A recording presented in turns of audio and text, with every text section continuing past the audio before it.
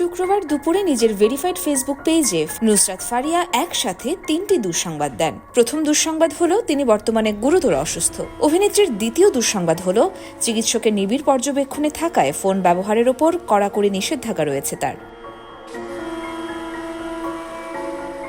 আর তৃতীয় দুঃসংবাদের কথা হিসেবে ফারিয়া লিখেন, শারীরিক অসুস্থতার পাশাপাশি মানসিকভাবেও ভেঙে পড়েছেন এই অভিনেত্রী, তাই কোনো সংবাদ মাধ্যম কিংবা কারোর সাথে কথা বলতে অপরাগী তিনি। ফারিয়া জানিয়েছেন, গত কয়েকদিন ছিল তার জীবনের সবচেয়ে দুঃসহ এবং সংবেদনশীল সময়। মানসিক ও শারীরিকভাবে অনেকটাই ভেঙে পড়েছিলেন, কিন্তু সকলের ভালোবাসা, সমর্থন আর সাহচর্য তাকে এগিয়ে চলার শক্তি দিয়েছে। সকলের প্রতি কৃতজ্ঞতা প্রকাশ করেছেন ফারিয়া।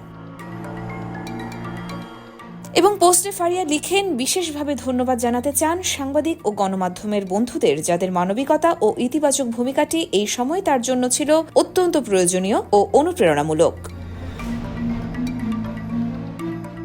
প্রসঙ্গত, গত 18 মে হযরত শাহজালাল আন্তর্জাতিক বিমানবন্দর থেকে বাংলাদেশ বিমানের একটি ফ্লাইটে থাইল্যান্ড যাওয়ার সময় অভিনেত্রী নুসরাত ফারিয়া গ্রেফতার হন। 2 দিন কারাবাসের পর মঙ্গলবার তিনি জামিন পেয়েছেন।